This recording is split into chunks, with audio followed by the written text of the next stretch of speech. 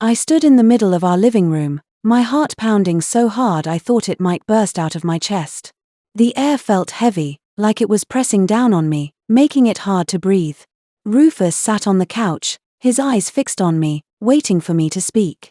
His face was calm, but I could see the tension in his shoulders, the way his hands gripped the edge of the cushion. I had rehearsed this moment 1,000 times in my head, but now that it was here, the words felt like stones in my mouth, too heavy to let out. I knew this confession would change everything. I knew it might break us. But I couldn't keep lying to him anymore. My name is Precious, and this is the story of how I lost the love of my life. I wasn't always the woman Rufus knew.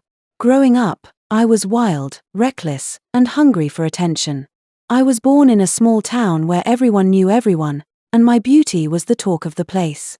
People said I had a face that could stop a man in his tracks, a body that turned heads wherever I went. My curves were my pride, and I knew how to use them. I wasn't shy about it either. As a young lady, I thrived on the way men looked at me, the way their eyes lingered, the way they stumbled over their words when I smiled. It gave me a kind of power I didn't fully understand but loved to wield. By the time I was in my early 20s, I had been with more men than I could count. Some were kind, some were not. Some promised me the world, others just wanted a night. I didn't care much about their intentions. I was chasing something, maybe love, maybe validation, maybe just a way to feel alive. But that chase led me down paths I'm not proud of. When I was 22, I got pregnant. The father was a man named Tunde, a smooth-talking guy who worked at a bar I used to visit. He was charming, with a smile that made you feel like you were the only person in the room. But when I told him about the pregnancy, his smile disappeared. He said he wasn't ready to be a father, that he had dreams to chase, and that I should handle it. I was scared, alone, and too young to know what to do. So, I listened to him. I went to a clinic in a part of town I'd never been to before, a place with peeling paint and a flickering neon sign. I paid for the procedure with money I'd saved from odd jobs, and I walked out of there feeling emptier than I ever had. I told myself it was the right choice. I wasn't ready to be a mother. I had no money, no stable home, no one to lean on. But deep down, I knew I'd crossed a line I could never uncross. That decision haunted me, creeping into my dreams, making me wake up in a cold sweat. I pushed it down, buried it deep, and kept living my life. A year later, it happened again. Another man, another mistake, another pregnancy. This time, it was a guy named Chidi, someone I barely knew.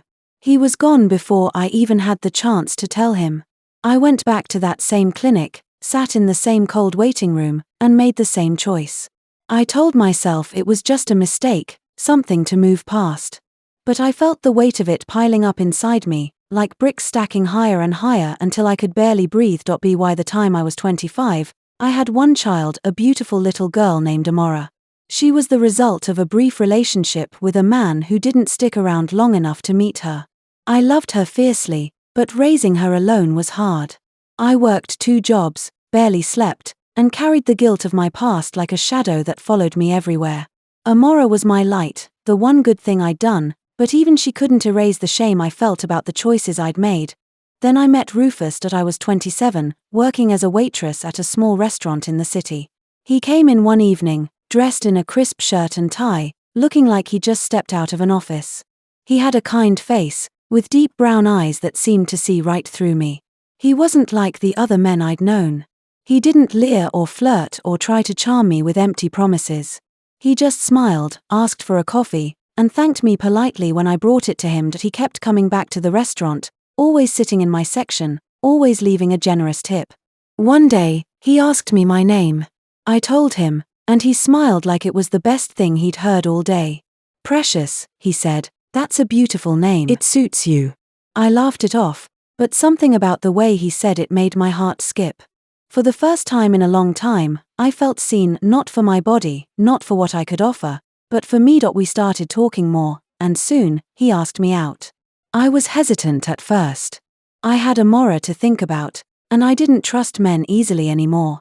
But Rufus was different. He was patient, kind, and steady in a way I'd never known. He didn't push me or try to rush things.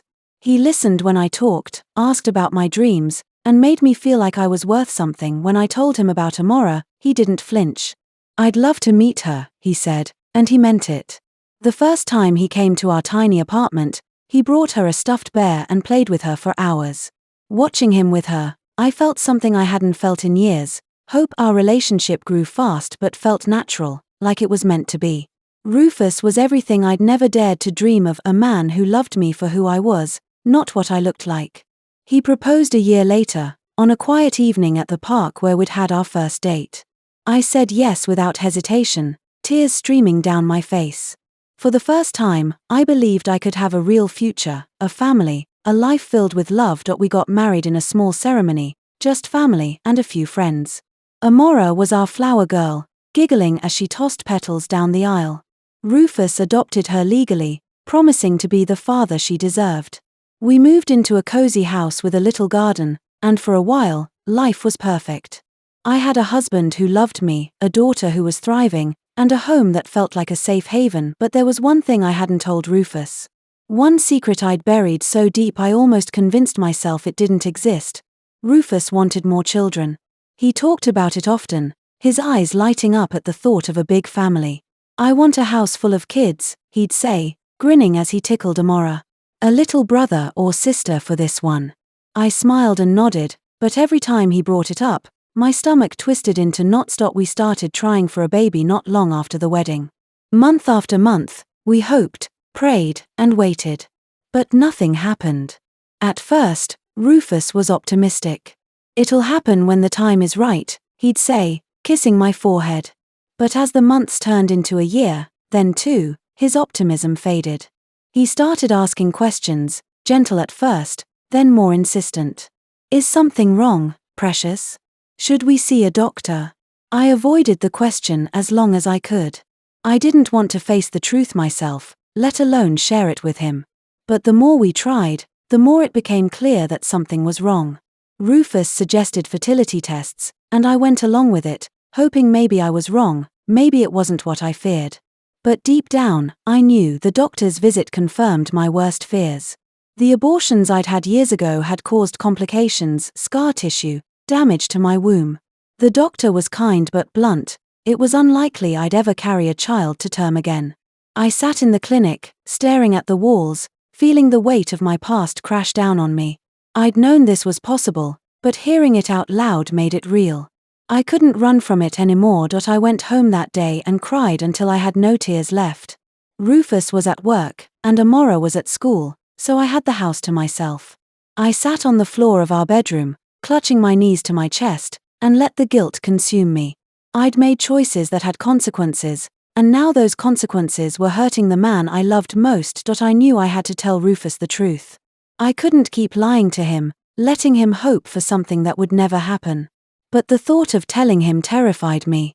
What if he couldn't forgive me? What if he looked at me differently, saw me as the broken, reckless girl I used to be instead of the woman he loved? The day I decided to confess, I spent hours pacing the house, trying to find the right words. I cooked his favorite meal, jollof rice and chicken, hoping it would soften the blow. I put Amora to bed early, telling her I needed to talk to Daddy about something important. She hugged me tightly, like she could sense something was wrong, and went to her room. When Rufus came home, he was tired but happy to see me. He kissed me and complimented the food, chatting about his day as we ate. I tried to smile, to act normal, but my hands were shaking so badly I could barely hold my fork. After dinner, we sat on the couch, and I knew it was time. "Rufus," I said, my voice trembling, "there's something I need to tell you." He looked at me, his brow furrowing with concern. "What's wrong, precious? You look like you're about to cry." I took a deep breath, my hands twisting together in my lap. "It's about why we can't have a baby." His eyes softened, and he reached for my hand. "Whatever it is, we'll figure it out together. You know that, right?" I wanted to believe him, but I knew what I was about to say would test that promise. "Before I met you," I started, my voice barely above a whisper, "I wasn't the person you know now. I made a lot of mistakes. I was with a lot of men, Rufus. I was young and stupid, and I didn't know what I was doing." He didn't say anything, but his hand tightened around mine. I could see the confusion in his eyes, the way he was trying to process what I was saying. I got pregnant twice before Amora, I continued, forcing the words out. I wasn't ready to be a mother, and the men I was with didn't want to be fathers. So I had abortions. 2 of them. And they messed me up. The doctor said the damage from those procedures is why I can't get pregnant now. The room was silent. I couldn't look at him, couldn't bear to see the hurt or anger or disappointment in his eyes. I stared at the floor, waiting for him to say something, anything. When he finally spoke, his voice was low, almost a whisper. Why didn't you tell me this before? I was ashamed, I said, tears spilling down my cheeks. I didn't want you to think less of me. I didn't want you to know the person I used to be. I thought I could leave it behind, start over with you. But I can't change what I did, and I can't give you the family you want. He let go of my hand, and the absence of his touch felt like a slap. He stood up, running a hand over his face, and started pacing the room. I could see the struggle in him, the way he was trying to hold it together. Rufus, I'm so sorry, I said, my voice breaking. I should have told you from the start. I was just so scared of losing you. He stopped pacing and looked at me, his eyes filled with pain. You lied to me, Precious. 4 years. You let me believe we could have a family, let me hope, when you knew it wasn't possible. I didn't know for sure, I said, desperate to make him understand. I hoped maybe I was wrong, maybe it could still happen. I wanted to give you what you wanted. But you knew there was a chance, he said, his voice rising. You knew, and you didn't tell me. You let me go through all those tests, all those months of trying, knowing it might be because of something you did. I had no defense. He was right. I'd kept the truth from him, not just to protect myself but to hold on to the life we had. I thought if I could just keep it buried, it wouldn't matter. But it did. I love you, Rufus, I said, standing up and reaching for him. I love you more than anything. I didn't mean to hurt you. He stepped back, out of my reach, and the distance between us felt like a chasm. I need time to think, he said, his voice cold in a way I'd never heard before. I can't do this right now. He grabbed his keys and walked out the door, leaving me standing there, alone in the house we'd built together. The days that followed were torture. Rufus stayed with his brother, coming home only to see Amora. He barely spoke to me, and when he did, it was short and clipped, like he couldn't stand to be near me. I tried to give him space, hoping he'd come around, but the silence between us grew heavier with each passing day. Amora noticed something was wrong. Why is Daddy mad at you? She asked one night as I tucked her into bed. He's just going through something, I said, forcing a smile. It'll be okay. But I wasn't so sure anymore. A week later, Rufus asked to talk. We sat at the kitchen table, the same place where we'd laughed and planned our future together. Now, it felt like a courtroom. I've been thinking a lot, he said, his voice steady but distant. I love you, Precious. I love Amora, but I can't get past this. You lied to me about something so big, something that changes everything. I wanted a family with you, and you knew that wasn't possible, but you let me believe it was. I didn't mean to hurt you, I said, my voice shaking. I was scared. I thought if I told you, you wouldn't love me anymore. He shook his head, his eyes filled with sadness. It's not about love. It's about trust. I don't know if I can trust you anymore. Every time I look at you, I think about what you kept from me, and it hurts. I begged him to stay, to give us a chance to work through it. I promised to do anything, to go to counseling, to make it right. But he'd made up his mind. I think we need to separate, he said, and the words hit me like a punch to the gut. I can't do this anymore. The divorce was finalized 6 months later. Rufus moved out, and I stayed in the house with Amora. He was still a good father to her, picking her up on weekends, taking her to school events, but he was a stranger to me. The man who once looked at me like I was his entire world now barely met my eyes. The warmth that used to live in his gaze had turned cold, distant, like a door that had been quietly closed and locked forever. Sometimes, I caught him glancing at me when he thought I wasn't looking, and for a brief moment, I could almost see the man I used to know. But then he'd turn away, and that tiny spark would vanish, leaving me in the shadows of what used to be. I tried to move on.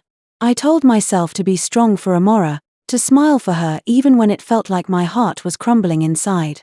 But the guilt, It was like a storm that never really passed. Some days it was quiet, just a drizzle of regret. Other days, it hit me like heavy rain, drowning me in memories of what I'd lost. Rufus had been my calm, my safe place, and now that he was gone, everything felt hollow. Nights were the hardest. When the house grew silent and Amora was fast asleep, I would lie awake staring at the ceiling, replaying every choice, every word, every moment I could have done differently. I kept asking myself the same question: why didn't I tell him sooner? But no matter how many times I asked, the answer never came. Some truths, once buried too long, can't be dug up without breaking something. I went to therapy, hoping to find peace, but peace didn't come easily.